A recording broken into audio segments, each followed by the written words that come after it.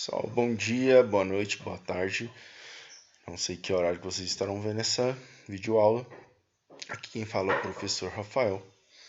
E hoje nós iremos falar sobre ciclo hidrológico e uso consciente da água. Vamos comigo. Então, o ciclo hidrológico, né? Como vocês sabem, a água é um importante recurso para os seres vivos e ela passa por um processo cíclico na natureza. Nós chamamos isso de ciclo hidrológico ou ciclo da água. Esse processo ele consiste em algumas etapas, né? Dos quais a água ela vai estar mudando, né, o seu estado físico. Lembrando aí que os estados, né, físicos da água são líquido, sólido e gasoso. Então a água ela é encontrada na natureza em estado líquido, presente ali em lagos, mares, rios, níveis freáticos ou lençóis freáticos, que é o que a gente chama de águas subterrâneas. Por isso que quando alguém cava um poço, uma cisterna, acha água, né? Porque existem essas águas subterrâneas que são essenciais também aí para sobrevivência, né? E nós vamos ter água na forma gasosa, que é vapor de água, que vai formar as nuvens. E a gente também tem água na forma sólida, né? Que seriam gelos, né? Água na forma de gelo. A água na forma sólida ela pode ser encontrada em lugares de alta altitude, igual topos de montanhas, em geleiras, em regiões muito frias, como os polos, regiões que estão ali no cinturão ártico, cinturão antártico, países que estão ali no extremo norte, né, que neva e tudo mais. Então a água ela ocorre nessas três formas aí, né? Três estados físicos: líquido, sólido, gasoso. E como é que funciona esse meu ciclo da água? Bem, o meu ciclo da água ele consiste nos seguintes processos. Nós temos a vaporização da água, né, que a água se transforma em vapor por meio da ação do sol, né, que vai aquecê-la e ela vai virar vapor. Nós temos a transpiração por parte de plantas e seres vivos, principalmente plantas, por isso que florestas são muito importantes para o ciclo da água, por causa dessa transpiração. Então a água ela é retirada do solo e volta para a superfície em forma de vapor. E esses dois processos, transpiração e vaporização, contribuem para a formação das nuvens, né? E aqui nós vamos ter o processo de condensação. Então esse vapor todo se acumula formando as nuvens. Essas nuvens elas viajam por quilômetros devido à ação do vento. E quando chega a uma região onde a temperatura é um pouco mais baixa ou onde ocorre uma precipitação, esse vapor de água ele vai se transformar em água líquida de novo, que vai vir a nossa chuva, que são as precipitações. E aí essa água volta mais uma vez para os rios, lagos, oceanos, para o solo, onde as plantas vão utilizar essa água de novo mais uma vez.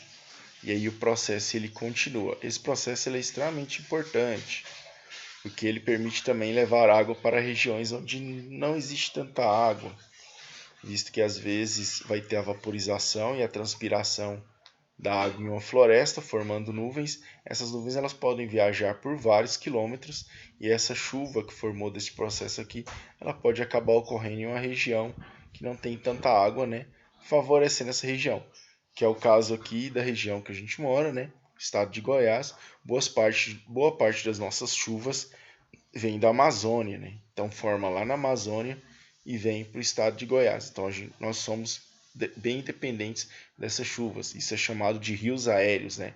Que são as nuvens atravessando, né, de um estado para o outro, carregadas, e quando elas chegam aqui elas chovem. Dito isso, qual que é a importância da água, né? Qual seria essa importância? Essa importância ela pode ser demonstrada da seguinte maneira: ela vai permitir a sobrevivência dos seres vivos, né? Onde não existe água, não existe vida. Aí vocês vão questionar: ah, mas o deserto, bem, o deserto ele tem escassez de água, não quer dizer que ele não exista água, né? Mesmo alguns desertos, eles vão ter água e os seres vivos que vivem lá conseguem extrair água de outras formas, do alimento. Existem plantas que vivem no deserto, plantas da família das suculentas, os cactos, E se eles conseguem sobreviver no deserto, todo ser vivo precisa de água, então existe alguma água no deserto. Só que essa água ela não está fácil de ser acessada e ela existe em pequenas quantidades. Então os seres vivos que vivem lá eles têm que ser extremamente adaptados àquela realidade. Equilibrar e conservar a biodiversidade. Então a água é responsável por equilibrar e conservar a biodiversidade do planeta. O que é biodiversidade? É o conjunto de todos os seres vivos que existem no planeta, plantas, animais e assim por diante. E como eles precisam de água, essa água ela desempenha esse importante papel. Se vocês olharem as regiões que têm uma certa abundância de água, ela vai ter uma certa abundância de vegetação. Tendo uma certa abundância de vegetação, ela tem muita comida e lá vai resultar em uma ocorrência enorme de animais, né? Então, onde tem mais água, tem uma biodiversidade maior. Regular o clima do planeta. A água regula, né, o clima do planeta, né, visto que ela leva chuvas leva a formação das nuvens leva chuva para regiões onde não tem chuvas, né, a água interfere nas questões meteorológicas e assim por diante. E aí nós temos também os oceanos. O que é os oceanos? É a água. E as correntes marítimas que ocorrem no oceano, elas são responsáveis pela manutenção do clima do planeta, né? O que é uma corrente marítima? Você tem uma diferença ali de salinidade no mar, e isso faz com que a água ela se movimente, formando correntes. Existem várias correntes. E essas correntes elas fazem com que os ventos também se movimentem. E isso vai transportar nuvens, vai possibilitar a ocorrência de chuvas, tempestades, mexe em toda a dinâmica do nosso planeta. Disponibilidade da água. As pessoas pensam, né, que o nosso planeta, por boa parte da sua superfície ser coberta por água, então existe uma disponibilidade muito grande de água. Mas existe um probleminha aí nessa questão. 97% da água do planeta Terra ela se encontra nos oceanos. Só 3% desta água aqui é potável. É uma água que nós conseguimos consumi-la, né? Pode beber e tudo mais. O pessoal chama de água doce. Mas 70% desses 3% dessa água, eles estão em geleiras e em icebergs, o que os torna um pouco inacessível. A gente não tem acesso a essa fonte de água, né? Está em geleiras e icebergs. Então aqui já reduziu mais da metade da água potável do planeta. Depois nós vamos pegar e ver que 29% dessa água está dentro de aquíferos, que são águas subterrâneas, né? Inclusive, o Brasil ele é detentor de um dos maiores aquíferos do mundo, que é o aquífero Guarani. E nós estamos em cima de maior parte dele. Então, a água que chove e atravessa o solo, a gente chama isso aqui de percolação, absorção, ela fica armazenada aqui no subsolo. E aí, para a gente ter acesso a essa água, a gente precisa furar poços, cisternas e assim por diante. E somente 1% desta água vai estar presente em rios, lagos e solo biota, né? Então, só 1% que está disponível assim, para a gente de uma forma fácil. As outras maneiras, algumas são inacessíveis e essa aqui ela é um pouco complicada. E mesmo assim, tendo só 1%, a gente ainda polui esse 1% aqui, que a gente precisa tanto, né? Infelizmente. Importância da água para os seres humanos. Na agricultura, a maior parte da água ela vai ser utilizada da seguinte maneira: para irrigação das plantações, e ela é indispensável para a produção de alimentos. Então a gente precisa da água para a produção de alimentos, né? A planta, o arroz, o feijão, a soja que a gente usa na nossa alimentação são plantas, são seres vivos. Eles precisam de água. Então, eles precisam de água para crescer, né? Produzir. Até mesmo o boi aí que vai fornecer a carne para a galera fazer um churrasco, ele precisa de água. Então a agricultura consome muita água. Na verdade, assim, é a atividade humana que mais consome água é a agricultura e é uma das principais responsáveis também pela poluição e pela degradação desse recurso, infelizmente, porque as nossas práticas agrícolas extensivas elas são muito nocivas ao meio ambiente e elas não preservam, né? Elas destroem. Até a forma que nós fazemos irrigação ela é uma forma errônea. Já foi provado que é interessante que você irrigue as plantas à noite, reduzindo assim o índice de evaporação da água, aumentando a absorção dessa água pelo solo, né? E consequentemente as plantas vão aproveitar melhor. Só que o fazendeiro ele deixa ali o pivô regando a água 24 horas, então é um desperdício grande de água nesse processo aí, dentre outras questões que eu vou explicar mais à frente. A indústria, né, durante muito tempo foi considerada uma vilã porque a indústria ela gasta muita água, a indústria alimentícia gasta muita água em processos de higienização e produção de alimentos industrializados. A indústria automobilística ela também gasta muita água para lavar peça de carro, pra vocês terem uma ideia, né? Lavar peça de carro e retirar resíduos. E essas águas que são usadas na indústria, elas viram esgoto e muitas vezes elas são lançadas em rios e mananciais. E aí elas poluem. Então é dois problemas. Além do gasto, você tem a poluição. Ela também pode ser incorporada nos produtos e na limpeza dos espaços, né? Então a indústria tem um problema, né? Para você fazer, por exemplo, uma calça jeans, que o jeans ele passa por um processo de lavagem. Ele é tingido e depois ele é lavado. Então você vai gastar uma grande quantidade de água mesmo, né? Mas ainda assim é a agricultura a atividade que mais gasta água. Consumo.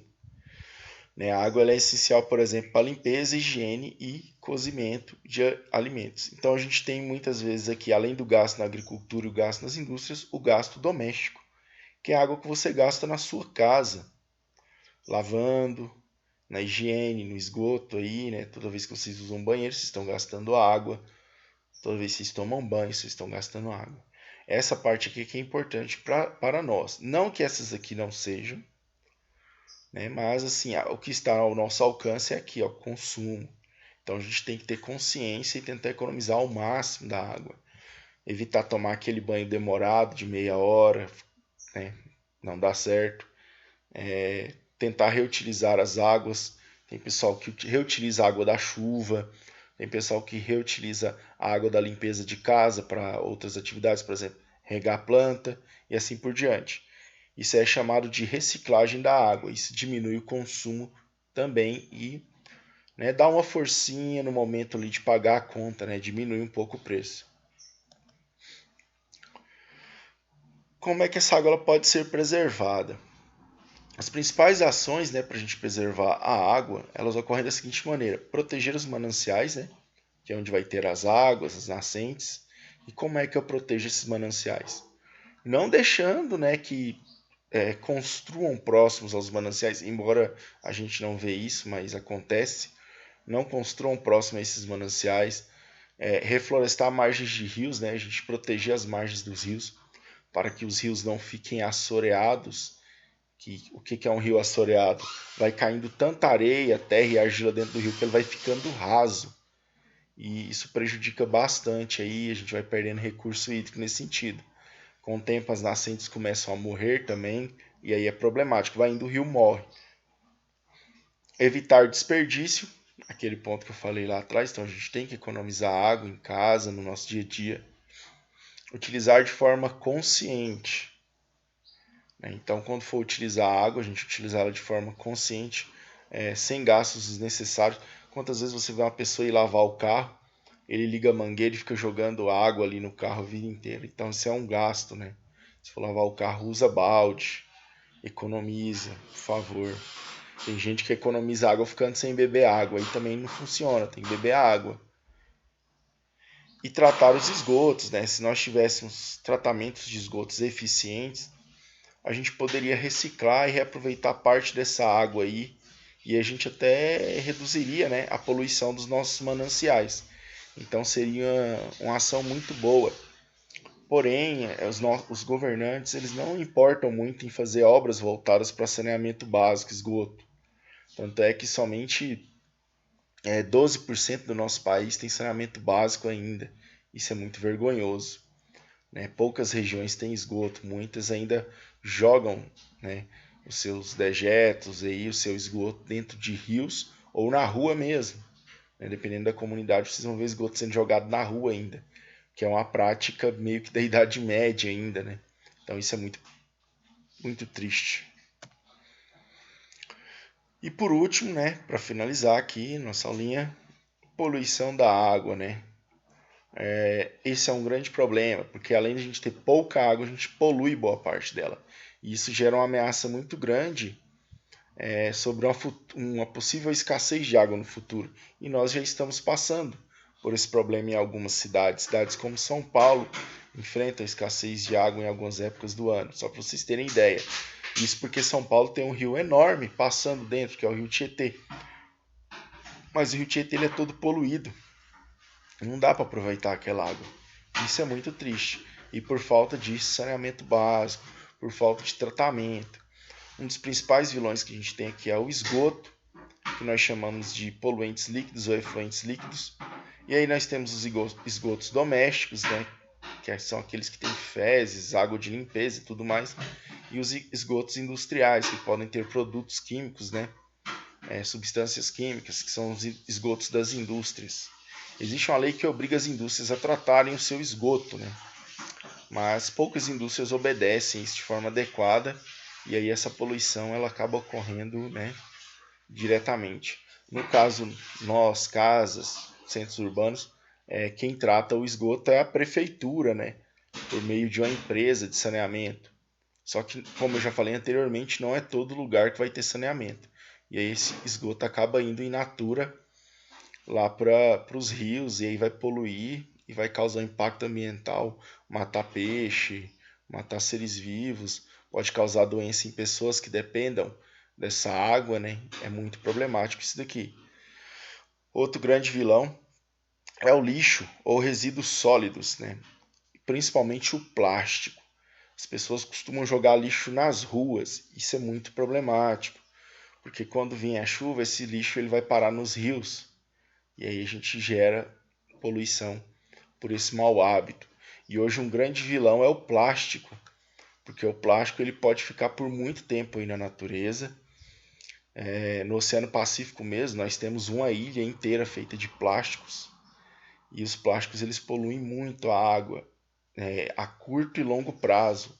Já foram feitas pesquisas que o plástico, com o tempo, ele vai ficando na água, e por ação de micro-organismos, por ação do tempo, tudo mais, ele vai soltando micropartículas de plástico. Essas micropartículas de plásticos, elas acabam sendo capturadas por animais filtradores, como camarões, algumas algas. E aí o peixe, ao comer esses animais, ele engole esse plástico. E aí esse plástico ele acaba ficando preso no organismo do peixe. E aí outros animais comem o peixe, inclusive nós, seres humanos, e aí esse plástico ele vai parar dentro do nosso corpo. E muitos plásticos eles são tóxicos nessa forma de microplásticos. Então isso é muito importante. Então na aulinha de hoje, né,